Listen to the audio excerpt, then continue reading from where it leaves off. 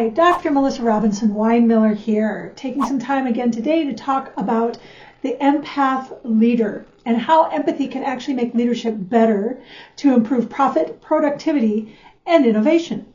And please do take a moment to like, subscribe, comment, and pass this along, because empathy in leadership is no longer a nice to have. It's essential, which is why we need to keep this conversation going.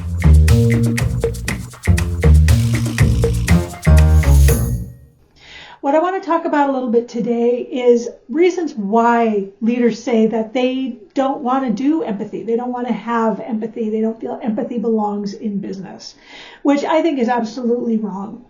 Business, at its heart, is about people. Whether it's the people working in the business, or the people leading the business, or the people that are customers for the business, even B2B, you're still dealing with people. And even though there is more AI and there's more technology, at the end of the day, it's about people.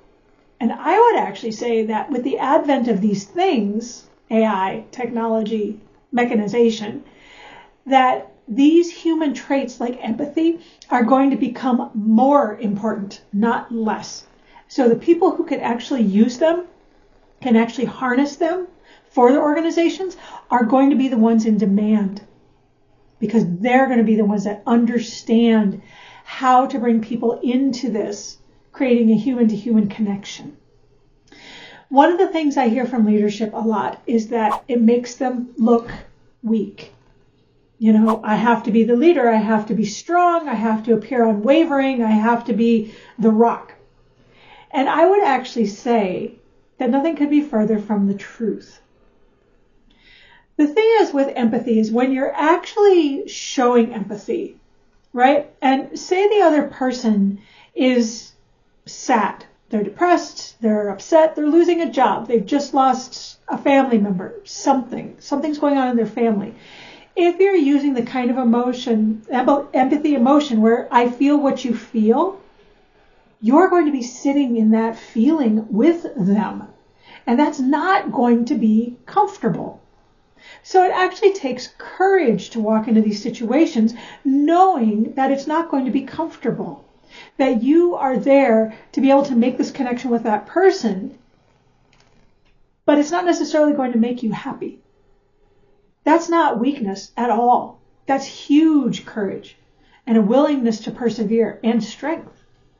Now, for those in leadership positions, there are other kinds of empathy other than affective or emotional empathy that we keep in mind, like cognitive empathy, right? That I logically understand what you're saying.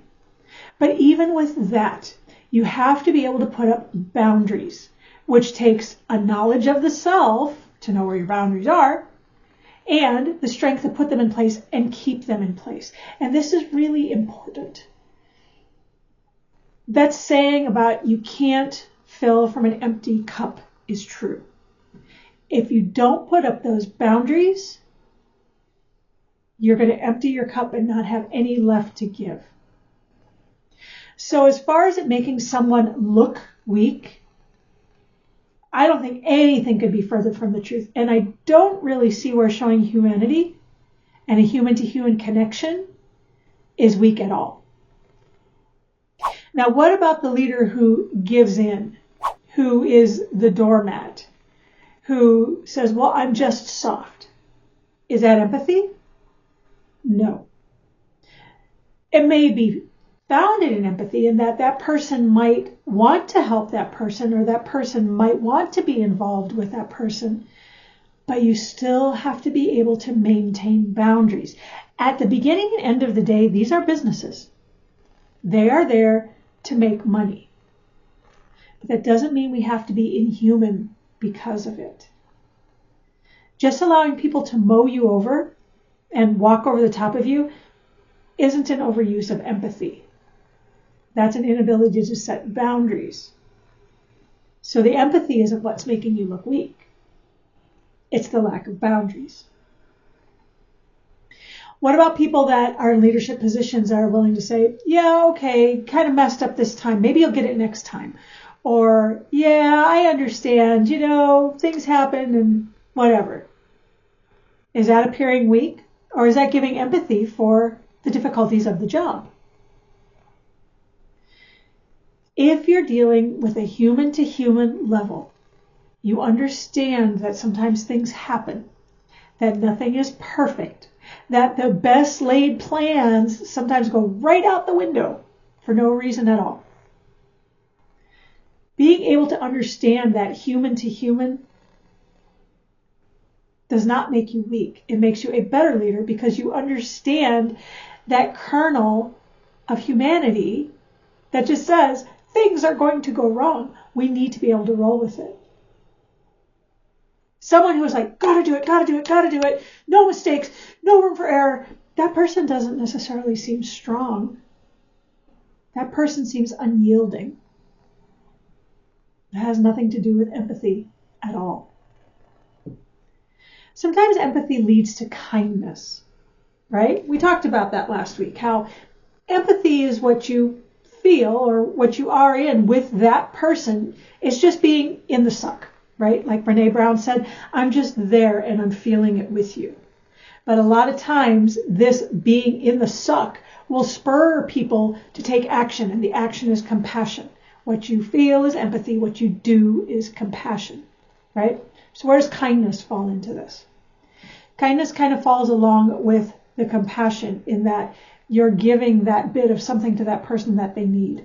Kindness is actually a social construct. What we think of as kind might not be considered kind in other cultures. So it's not the same as an emotion that does have some proof in biological basis, like empathy. But they usually do tend to go together.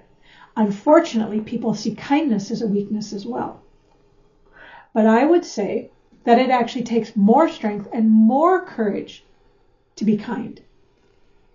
Because you're walking into these situations vulnerable, being kind, knowing full well that there will be those who may try to take advantage of that.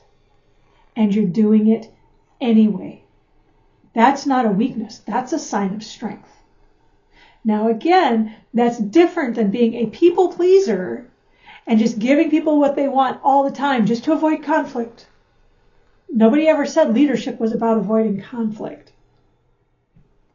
But kindness does have a place. Kindness, empathy, compassion. Those are really important. And I would say that to anybody who believes that displaying these traits is weak, that there may be some kind of judgment going on there that doesn't really belong. Many times when people are judging us, they're holding us to an expectation or a standard that we can't meet. They're simultaneously struggling with something with themselves. That they don't want to appear weak, that they don't want to appear kind, that they don't want to be taken advantage of, that they don't want to be vulnerable. So even if someone does give a leader that kind of judgment, let it go. Don't worry about it. You're on the right path. And you're not showing weakness by showing empathy. I've actually had this really weird idea thrown at me as well, which is that empathy is a feminine trait. Empathy is only a feminine trait. And it doesn't belong in leadership.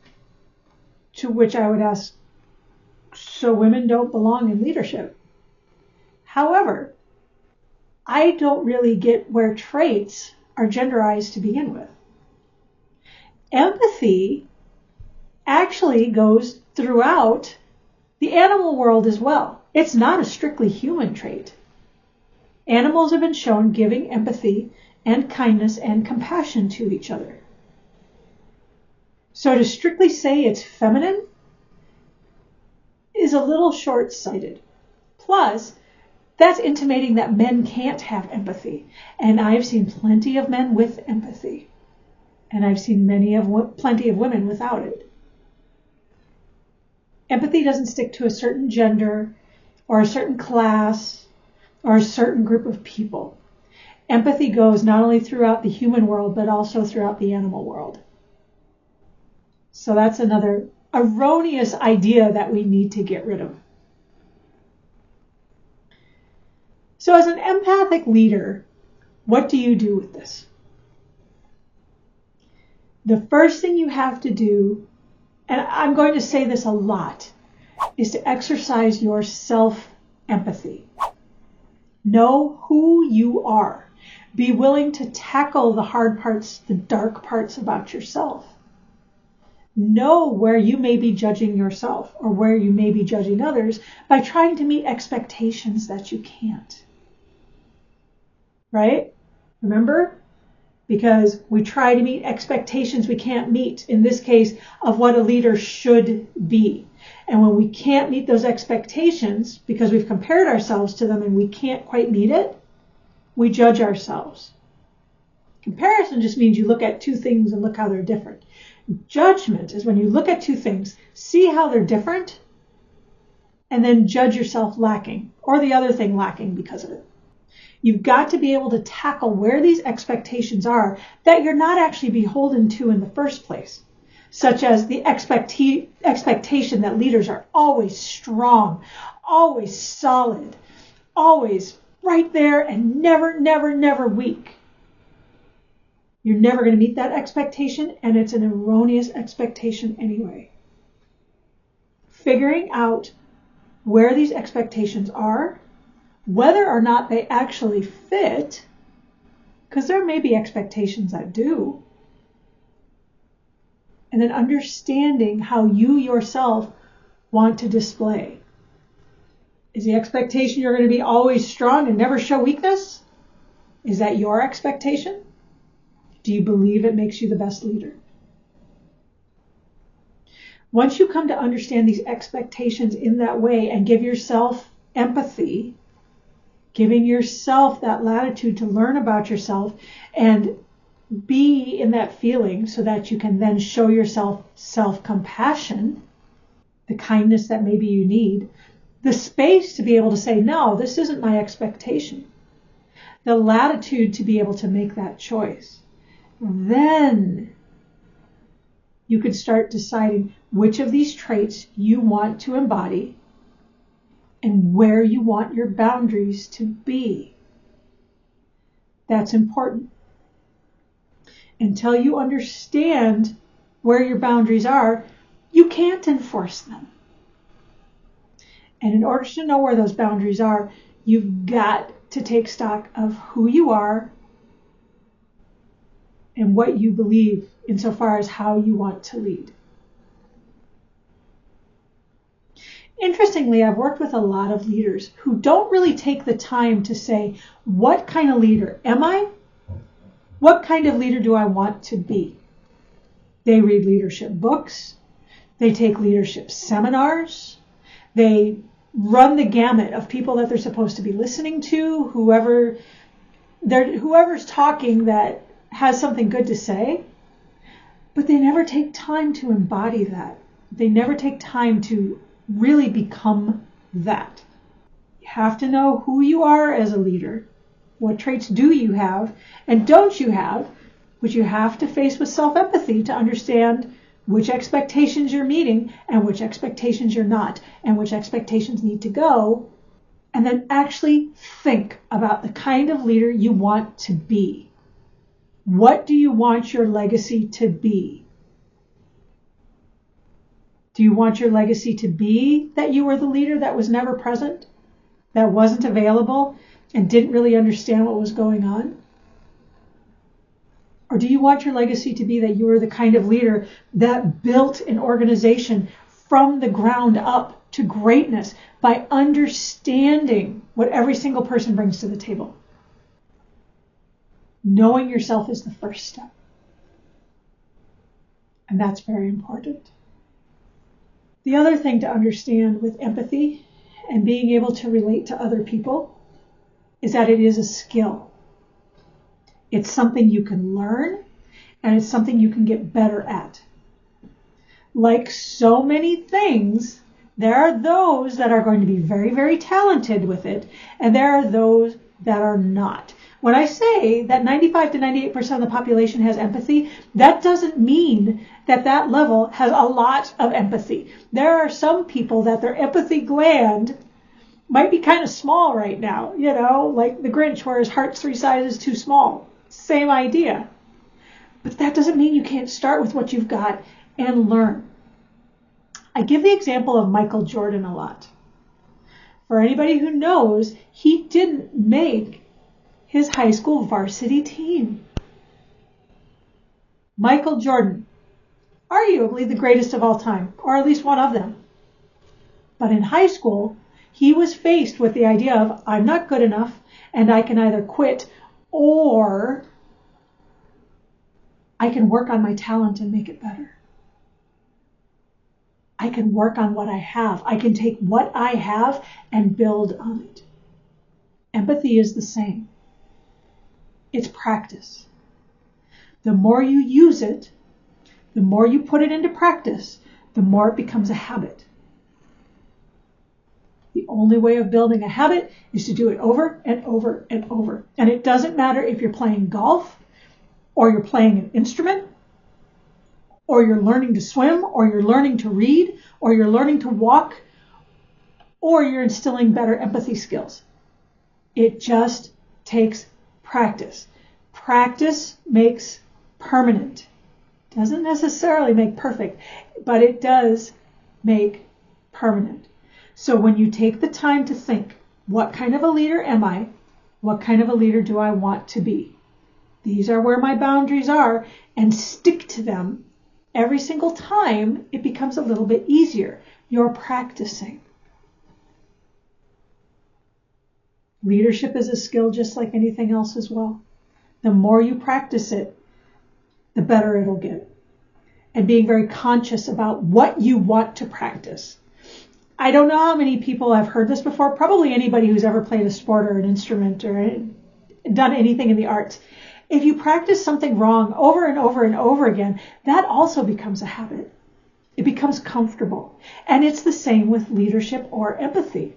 If you do the same things over and over and over again without taking the time to understand if this is good or bad, if this is getting you the results that you want, if this is the best thing for the organization and the people in it and the people that you serve, you can ingrain wrong habits. But you have to take the time to think about it. What kind of leader am I? What kind of leader do I want to be?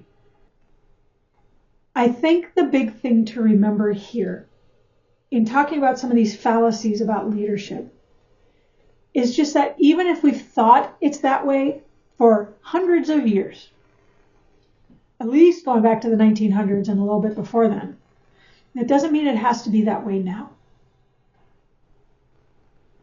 People were treated like machines for a long time with efficiencies and timing them, and they were expected to do X amount of output over X amount of time. But it became very evident in the 60s and 70s that people are not machines. There were studies that were done on this, the Bell Labs study, that's not how they function.